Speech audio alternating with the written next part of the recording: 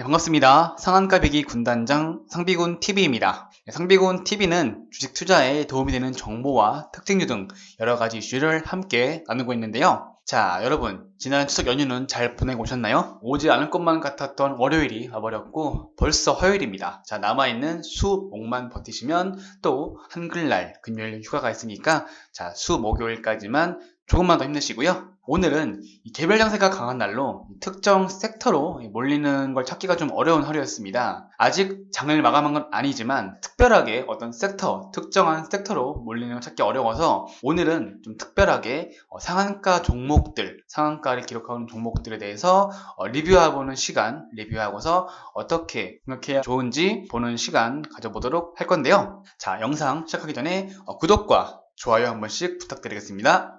네, 그러면 첫 번째로 볼 종목 바로 넘어가겠습니다. SY라는 기업인데요. 자, SY는 패널을 만드는 업체입니다. 근데 오늘 이제 원래 옛날부터 해서 대북에 관련된 패널, SY 패널 관련해서 패널이라던가 병동을 지을 때 쓰이는 대북 관련 의료 지원주로 엮이기를 쓰는데요. 이번에 올랐던 이유는 삼성 엔지니어링과 같이 손잡고서 2시간 동안 2시간을 불에 견딜 수 있는 그런 클린룸 패널을 만들었다는 소식 때문에 상한가를 기록한 모습입니다. 사실 이게 2시간이 그렇게 중요한 거야? 이게 뭐 상한가까지 갈 정도야? 라고 물어보실 수 있겠는데 이 2시간의 내화 성능은 국내 최초라고 합니다. 뭐 어쨌든 뭐 전 세계든 국내든 최초이라는 거, 그리고 뭐 90분 내화 구조 인정이 최고 수준이다 라고 하고, 반도체 지금 계속 성장하고 있는 산업인 반도체와 디스플레이 쪽에 규모가 큰 공장들이 새로 지어지고 있는데 여기서 이제 2시간 이상의 내화 기준을 적용해야 한다라는 그런 법규가 정해지면서 그런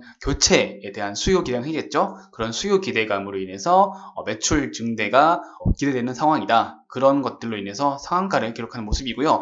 사실 이 매출 뉴스로 상한가를 갔다기보다는 어떤 특정한 세력들에 의한 움직임으로 사실 보여지고 있습니다. 뭐 엄밀히 따지자면 그렇게 보여지고 있고요.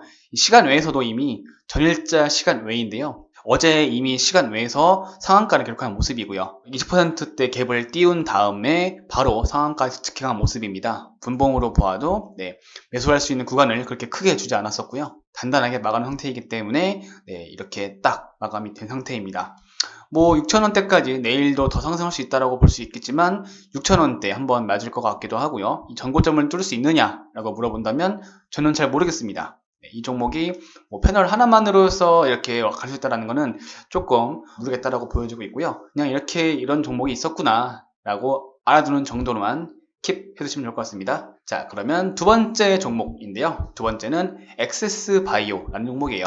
다들 아실 겁니다. 뭐 코로나 진단 키트 관련해가지고 워낙 나왔었죠. 신풍제약과 같이 신풍제약의 후발주로 해서 올라왔던 이런 종목인데, 자, 이날 한번 쭉 큰 음봉 받고 나서 지지부진하다가 다시 이렇게 올라온 모습인데 상한가까지 가지는 못했습니다. 상한가 한번 찍었다가 계속 지금 장이 빠지면서 현재 장이 좋지가 않아요. 지금 영상을 찍고 있는 당시 지금 현재로서 상황을 보게 되면 빠지고 있습니다. 지금 찍고 있는 시간이 2시 28분인데 계속 장이 빠졌다가 다시 지금 상승을 하려는 자리로 보여지고 있네요. 아무튼 이렇게 급락이 나오면서 상한가가 다시 풀리는 모습을 보여주고 있는데, 자, 이 액세스바이오는 왜 올라왔는고 하면, 자, 호주 진단 기업체에다가 협력 계약 체결을 했다라는 겁니다.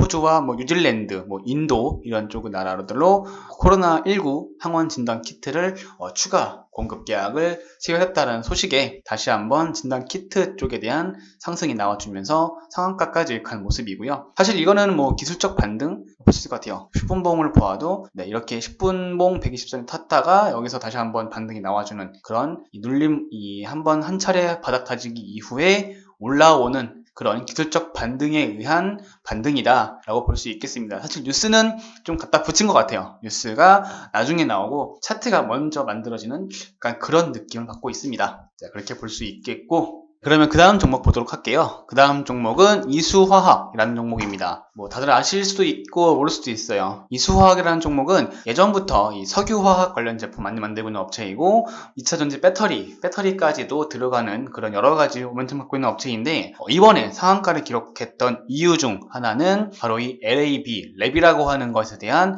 매출 성장 기대감 때문입니다. 연성 알킬 벤젠에 대한 호조, 이 매출 호조에 대한 기대감인데요. 코로나19 때문에 이 랩 수요가 증가하는 반면에 미국이나 중국에 대한 제조업체들에서는 생산이 제대로 되고 있지 않기 때문에 글로벌 공급난이 이어질 수 있다라고 하면서 가격이 계속 올라가고 있고요. 이 랩 시장 가격도 계속 올라가고 있는 추세이고 이수화학은 국내 유일 랩 제조업체라고 합니다. 그래서 또 나왔죠. 국내 최초, 세계 최초, 뭐 국내 유일, 뭐 독점하고 있다라고 하면은 이렇게 딱 올라가는 것 같은데 상당히 좋은 뉴스입니다. 네, 자리도 되게 이뻤었죠. 이평선 다 모여있고 이걸 돌파하는 강한 장대 양봉이 나와 주었는데 사실 지금 이 매물대를 다 뚫고 최고가를 마감한 것이기 때문에 내일도 한 차례 상승해서 나와줄 것 같습니다. 32,000원대까지 한번 돌파하면 이제 역사적 신고가가 나올 수 있는 부분일 수도 있고요. 그래서 이런 부분들을 본다면 15,000원대까지도 이 전 고점 거의 한 17년도 당시의 주가까지도 한번 가볼 수 있지 않을까 하는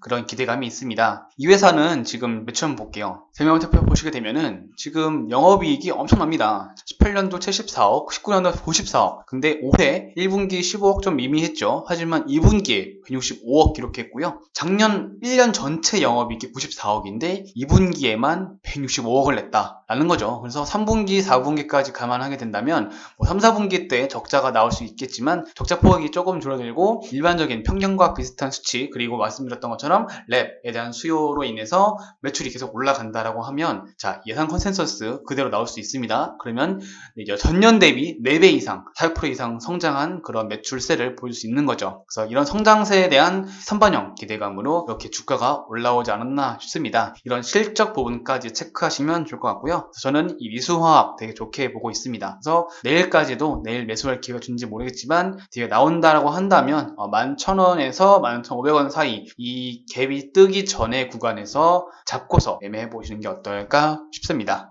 마지막 종목 바로 볼게요. 마지막 종목이라기보다는 두 종목이 있는데 이 종목은 조금 애매한 종목입니다. 바로 풍강과 TBH 글로벌이라는 이 두 가지 기업이에요. 이 두 기업은 뉴스라든지 뭐 나와 있는 게 아무것도 없습니다. 그냥 이전에 어떻게 해서 올라왔었다 라고 테마만 알 수 있을 뿐이지 이게 왜 올라오는지에서 알 수가 없어요. 전일자 시간 외에도 이 TBH 글로벌은 이미 올랐었습니다. 그렇기 때문에 이게 왜 올라왔는지 세력들 마음이에요. 뭐 뉴스를 찾아보도 알 수가 없고 그냥 올랐습니다.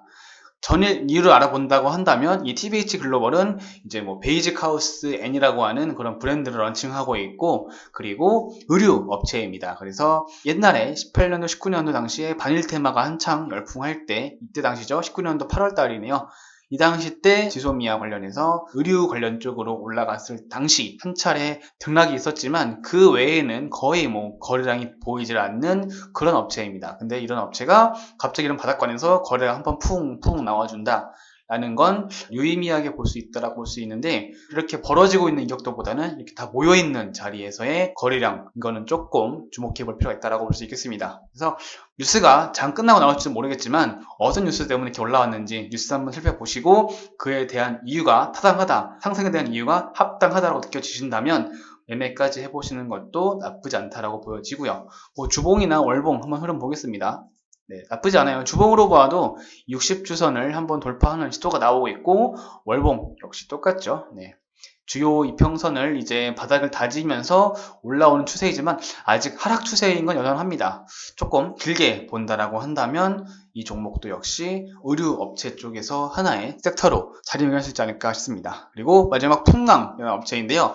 이 풍강 업체는 되게 좀 특이해요. 차량용 자동차 부품 업체이기도 하고 그리고 유시민 관련주 엮여있기도 합니다. 원래 이게 정치 테마주로 옛날에 묶였었는데 흥국과 같이 이제 풍강하면 유시민 테마주 딱 나왔었는데 요즘엔 유시민에 대한 어떤 정치 테마주 쪽에 대한 움직임이 보이지 않아요. 보혜양조나 뭐 옛날에 나왔던 YBM 넷 나왔었는데 요즘엔 다 빠지면서 그렇게 큰 흐름이 보이지가 않고 있습니다. 사실 유시민 테마주를 엮이기보다는 현계차가 그 미국 시장 점유율 올랐지 않습니까? 기사 바로 볼게요.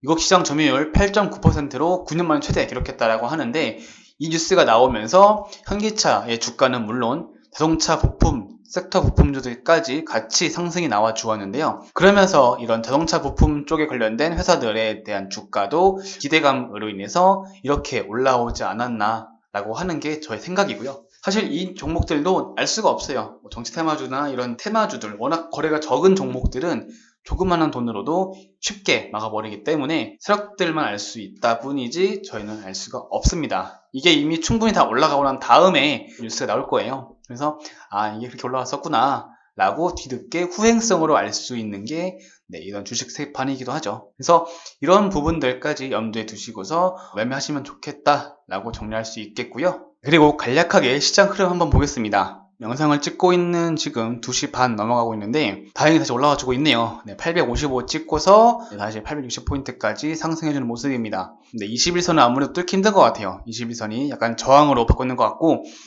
내일 모레 10월 8일이 또 이제 옵션 만기일입니다. 그래서 옵션 만기일에 대한 변동, 이 선물에 대한 어떤 리스크를 감소하기 위해서 외국인과 기관들이 조금 눈치 보기를 하는 것 같습니다. 오늘 종가가 21선을 뚫을지 말지 모르겠는데 21선을 뚫지 못하고 내려온다면, 이렇게 다시 빠지면서 음봉 마감을 한다면 내일 시장도 그렇게 썩 좋지 않을 것 같습니다. 그래서 21선에 대한 저항을 확실히 마감을 해줘야 할 텐데, 어쨌든 지금 이 중요한 자리, 내일 모레 있을 옵션 만기일에 대비해서 약간은 조금 리스크 관리를 하는 듯한 움직임이 보이기 때문에 여러분들 역시 리스크 관리를 하셔야 합니다. 현금 비중 확보를 하시고, 그리고 비중에 대한 수익권인 종목들, 그리고 약속 열린 종목들은 다 그냥 현금화를 하셔서 일단은 현금화를 해두고 그 이후에 다시 한번 자리를 보는 게 어떻겠냐라는 게 저의 의견이겠습니다. 상한가 갈 종목들은 많이 있어요. 늘 상한가는 하루에 하나씩 나오니까 그렇게 급하게 마음먹지 마시고 한 계단 한 계단씩 밟아간다는 의미로 천천히 따라주면 좋겠습니다. 그래서 10월 8일 날 옵션 만기일까지 준비해 놓자 라고 정리하면서 오늘의 영상 마무리하도록 하겠습니다. 내일 모레 목요일 날 또 새로운 영상을 가지고 새로운 주제로 여러분께 인사드리겠습니다. 감사합니다.